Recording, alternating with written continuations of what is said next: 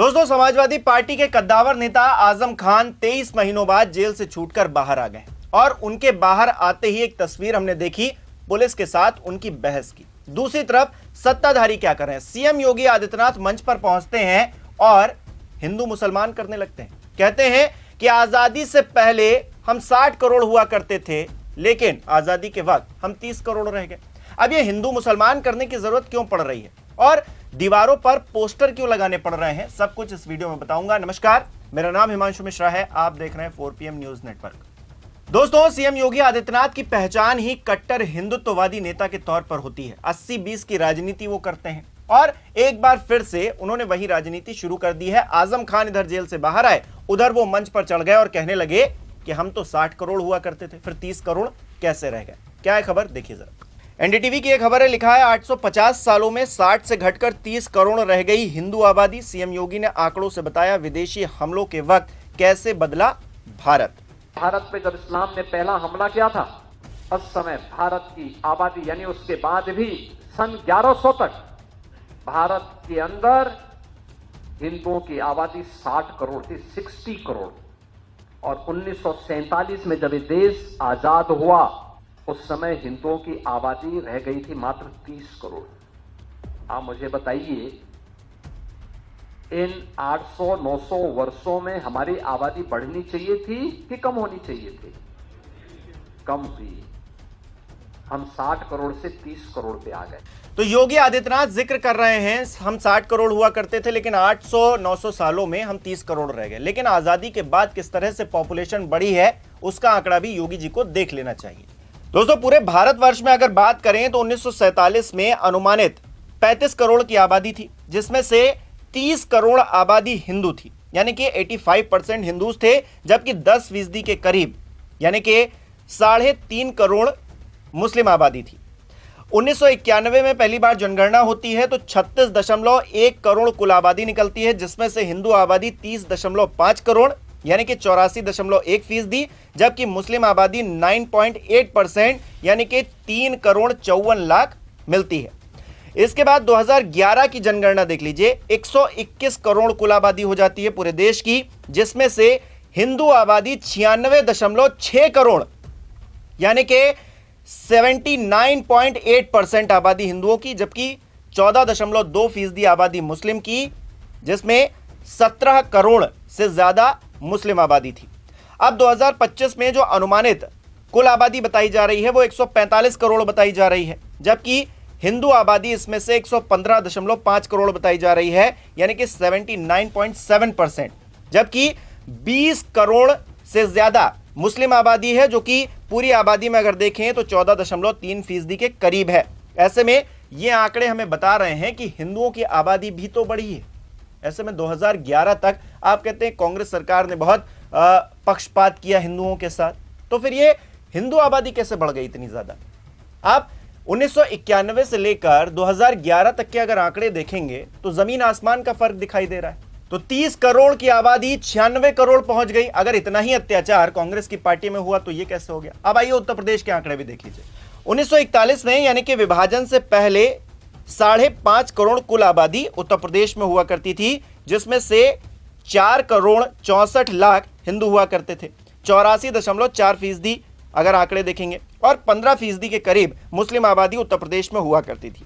1991 में देखेंगे, जब विभाजन हो गया, बहुत सारे लोग पाकिस्तान चले गए, तो फिर 6 करोड़ 32 लाख कुल आबादी, जिसमें 5.6 करोड़ की आबादी हिंदुओं की, जो कि 88.5%, जबकि 11.5% मुस्लिम हुआ करते थे। 2011 की जनगणना देखिए, 19 करोड़ से ज्यादा यानी लगभग 20 करोड़ मान लीजिए कुल आबादी उत्तर प्रदेश की, जिसमें से 15 करोड़ से ज्यादा 16 करोड़ के करीब हिंदू आबादी 79.73%, जबकि 19.26% मुस्लिम आबादी। अब 24 करोड़ के करीब जो है आबादी उत्तर प्रदेश में बताई जाती है, जिसमें 19 करोड़ से ज्यादा हिंदू हैं 79.6%, जबकि 5 करोड़ के आसपास 4.6 करोड़ मान लीजिए 19.2% के करीब जो है मुस्लिम आबादी है। तो जिस तरह से हिंदू आबादी बढ़ी है, मुस्लिम आबादी भी बढ़ी है। हाँ, थोड़ा बहुत डिफरेंस आ गया है, लेकिन आज की तारीख में देखेंगे तो 100 करोड़ से ज्यादा इस देश में हिंदू हैं, फिर भी आप कहते हैं हिंदू खतरे में। तब भी आप कहते हैं कि 800-900 साल पुराने में हम 60 करोड़ हुआ करते थे, अब 30 करोड़ रह गए। अब तो भाई 100 करोड़ से ज्यादा हो गए हैं, अब बात क्यों नहीं कर रहे हैं? और जो कम होता है उसके पक्ष में ज्यादा बात होनी चाहिए, क्योंकि जो कमजोर वर्ग है, जिसके पास जनसंख्या कम है, उसको दबाया जा सकता है आसानी से, ये आम धारणा है। तो ऐसे में बात मुस्लिम्स की ज्यादा होनी चाहिए या हिंदू खतरे में है इसकी बात होनी चाहिए। खैर, आपकी ये राजनीति है, आप इस राजनीति में खुश रहिए, लेकिन उत्तर प्रदेश की जनता तो समझ रही है ना कि आप हिंदू मुसलमान फिर से शुरू कर रहे हैं, और ये करने की जरूरत क्यों पड़ रही है। दरअसल एक तरफ आजम खान आ गए। आजम खान समाजवादी पार्टी के कद्दावर नेताओं में एक, 23 महीनों तक जेल में रहे। इससे पहले उनको 27 महीने जेल में रहना पड़ा, उसके बाद 17 महीने वो बेल पर रहे। अब एक बार फिर से वो बाहर आ गए। अब कब तक बाहर रहते हैं, इस बात को लेकर भी चर्चा तेज हो रही है। अखिलेश यादव ने तो कह दिया है कि योगी जी ने जिस तरह अपने केस खत्म कर लिए हैं, हम आजम खान के केस भी खत्म कर देंगे अपनी सरकार में आने के बाद। तो ऐसे में खलबली तो एक तरह से मची हुई है, क्योंकि 100 से ज्यादा केस आजम खान पर योगी सरकार में लाद दिए गए। जेल से बाहर एक में छूटते हैं तो दूसरे में फंस जाते हैं, जेल से बाहर आ ही नहीं पा रहे हैं।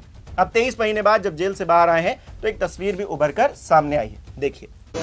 मैं आपकी गाड़ी आपके मैं सर अपने साथ मैं मीटिंग क्यों रोक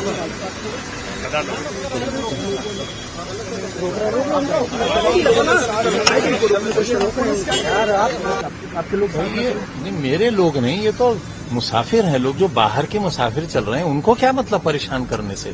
कोई दिल्ली जा रहा है, कोई कहीं जा रहा है, आप सब लोगों को मेरी वजह से रोक रहे हैं। क्यों आखिर मेरी वजह से परेशान कर रहे हैं आप लोगों को? अब इस खबर के पीछे क्या है जरा वो भी देखिए। आज तक पर लिखा है, वाह क्या इंतजाम है, जेल से निकलने के बाद पुलिस पर भड़के आजम खान, वीडियो।